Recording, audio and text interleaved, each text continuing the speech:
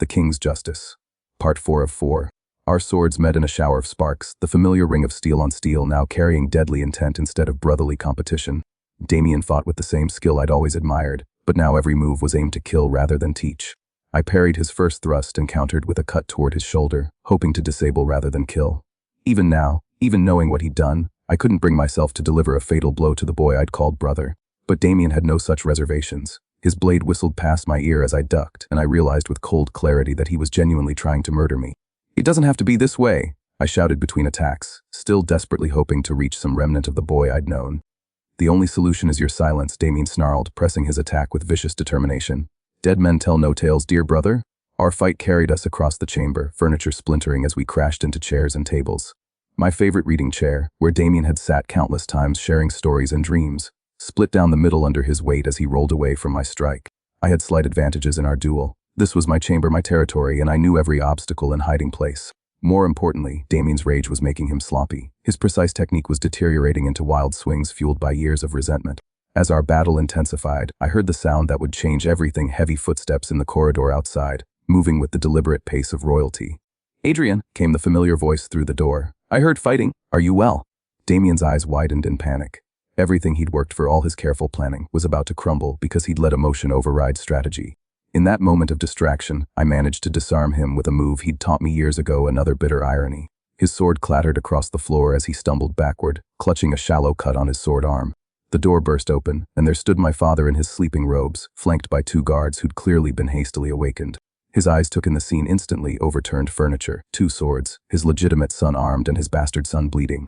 "What in God's name is happening here?" he demanded, his voice carrying the authority that had ruled our kingdom for over 2 decades. I looked at Damien, who was backed against the wall, defeat and desperation warring in his expression. "Father," I said carefully, "there's something you need to know about the attacks on our border villages." I walked to my wardrobe and retrieved the hidden documents, my hands shaking as I pulled them from their hiding place. My father took the documents with trembling hands, his eyes scanning the familiar handwriting. I watched his face transform as he read, confusion giving way to disbelief, then to horror, and finally to a grief so profound it aged him 10 years in as many seconds. "Damien," he whispered, his voice breaking, "tell me this isn't true. Tell me you didn't orchestrate the murder of our own people." Damien straightened against the wall, and for a moment I saw a flicker of the proud young man I'd grown up with. When he spoke, his voice was steady despite his defeat. "Every word is true, father. I planned the attacks. I arranged for a story and evidence to be planted. I orchestrated the deaths of innocent villagers to justify a war that would ultimately destroy your reign and place me on the throne." My father staggered as if physically struck, the documents fluttering from his numb fingers to scatter across the floor like autumn leaves. "But why?" he asked, the question torn from his soul. "I gave you everything I could: position, recognition, love. I treated you as my true son in every way that mattered." "In every way except the one that actually mattered," Damien replied with bitter clarity. "You gave me your affection, father, but never your crown." "The crown was never yours to inherit," my father exploded, his grief transforming into royal fury. "And you proved your worthiness by murdering children." I interjected, unable to contain my horror any longer. Damien's gaze shifted to me, and for a moment I saw genuine regret in his eyes. "I never wanted to hurt you, Adrian. Despite everything, despite my resentment, I did love you as a brother." My father had been listening to this exchange with growing horror, the full scope of the betrayal finally settling into his understanding. When he spoke again, his voice carried the cold finality of absolute judgment. "General Reeves," he said to one of his guards, "summon the captain of the guard and prepare a cell in the tower."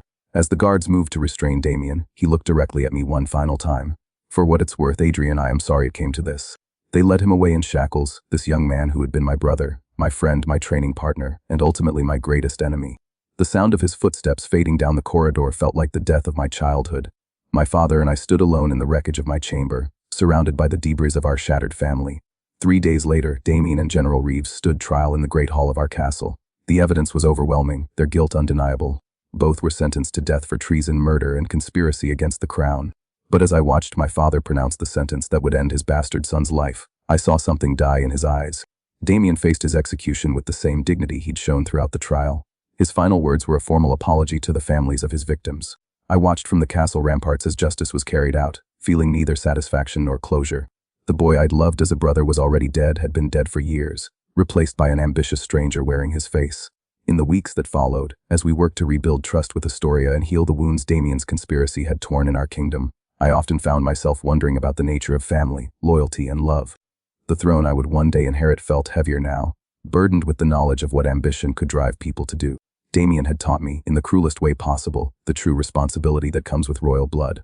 For that lesson, terrible as it was, I suppose I owed my brother one final debt of gratitude. Years later, when I became king, I discovered Damien's final secret, hidden letters revealing he had been working with foreign enemies all along, and his conspiracy went far deeper than even I had imagined. That's it for part 4. Follow Untold Lores for part 1 of our next